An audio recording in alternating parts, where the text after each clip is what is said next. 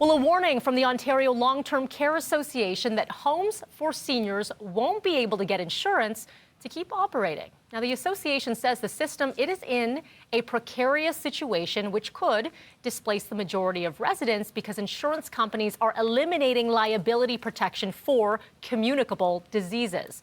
The majority of policies are facing renewal in December.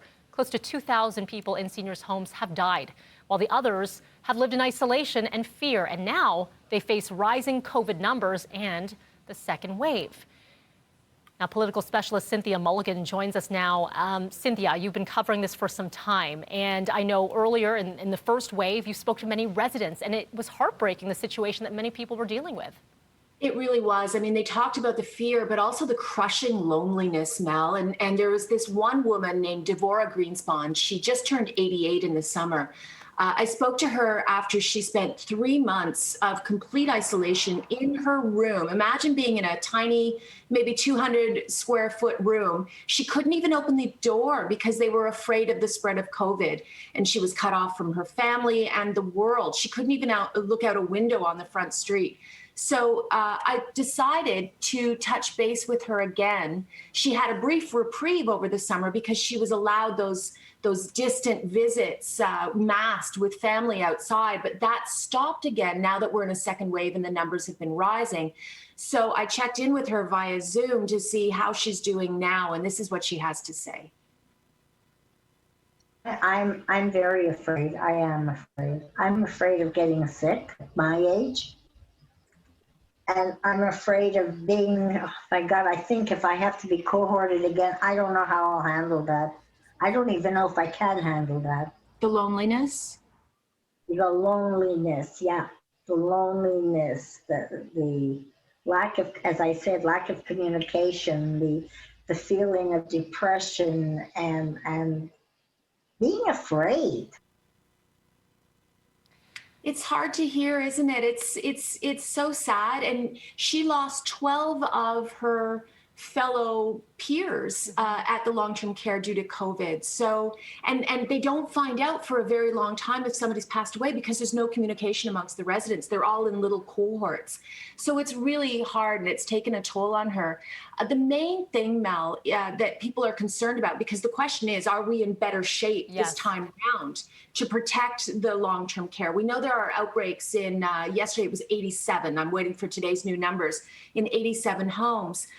But staffing is a critical issue. So the experts are saying, sure, we know what we need to do, so we're better prepared in the sense of what our knowledge, but have we actually acted on it?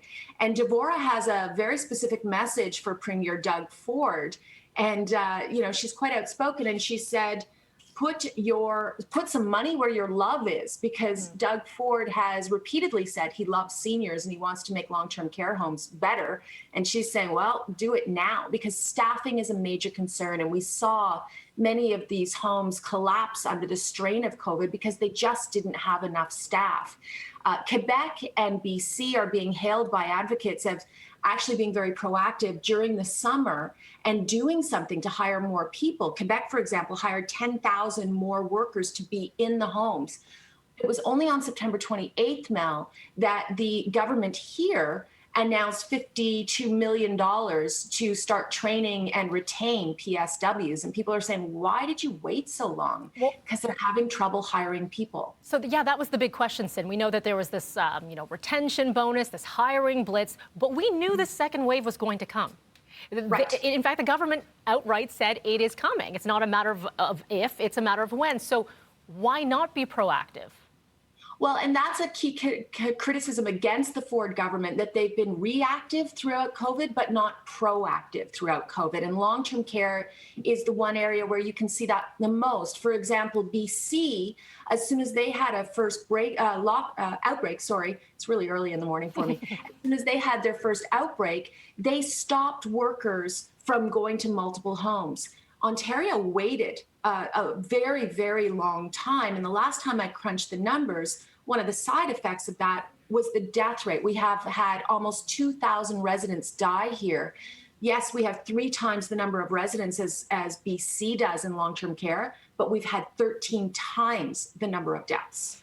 These are horrible numbers to see. And when we, sometimes we just breeze over these numbers. These numbers are lives. And when you mentioned Devora there talking about the loneliness and losing her peers, well, they become family to her. Those are her family members, right? If you're living with fellow residents, it's tough to see someone go and then living in the isolation on top of that. Sin, I have no doubt that we're going to be revisiting this story for months to come.